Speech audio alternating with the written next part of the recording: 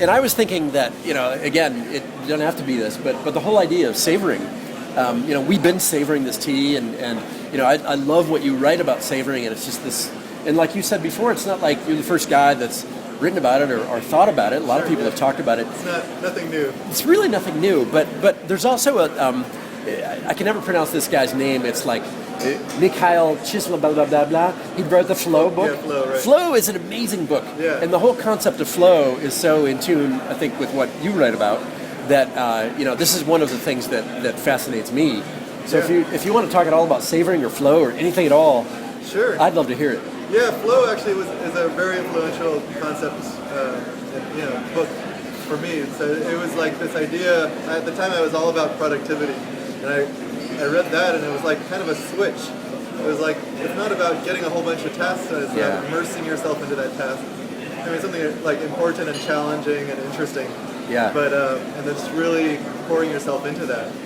And I think what he did is just kind of this Western psychology view of what the Zen monks have been doing, and Buddhist monks have been doing for centuries. But it's just about really pouring yourself into that. And I, like you said, savor is another way of approaching that same kind of concept. So we're all kind of looking at things from different, touching it the same thing from different angles. Yeah. But yeah, savor has been a big thing in my life too, where you take a great cup of matcha like this and you just give it some space, because I think we don't do that. No. We're going from one thing to the other and just kind of switching back and forth, and everything is all immersed into each other, and so there's no time to just appreciate one thing. It's like get that done real quickly and move on. It's so true. Check that off. To-do list done. Right. And that was what your productivity was about in some ways, right? Right. And then you kind of somehow woke up or something, right? And you realized that it's kind of in the doing and not in the checking or something like that. It's kind of like like waking up, but also just kind of stepping back and it's like, what am I doing here? Am I just on the hamster wheel? Am I just getting things done to get them done? Or does it matter? And so it's like doing one thing while you're doing another, and you're not really paying attention to either one. Yeah. And so you might be drinking coffee while checking email, or we all do it. Yeah. And also while you're doing email, you're also checking Twitter and maybe getting some writing. And sometimes it gets really layered. Then you're talking to somebody, your spouse said something to you, and then you're just kind of weaving your way through all these things, but you're not really paying attention to any of that. And what does that mean for the coffee? Like, you haven't paid any attention to it. You didn't even notice it. Like, what's the use of drinking it? If it's good coffee, like, I actually spend time finding good coffee beans, like you do. Yeah.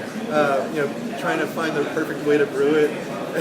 At the end, you have this great cup, and you don't pay any attention to it, because it's like sipping that while you're doing this. Yeah. So, if you can kind of just give it some space. That's really, what I have been practicing with the whole idea of savor. Yeah. It's like you practice with this cup of matcha or a good cup of coffee or whatever it is that you've got in front of you. Yeah.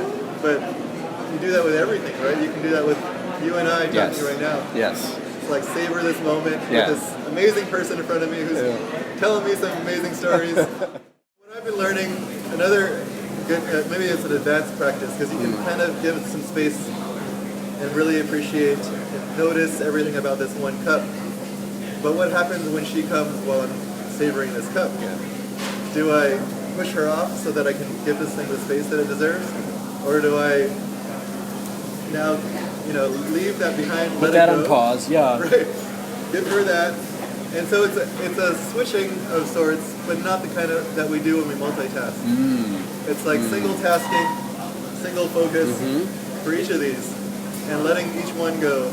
Can you easily swing back and forth? Like if you're writing something, she comes along, you realize this is important, I need to talk to her. Right. Talk to her.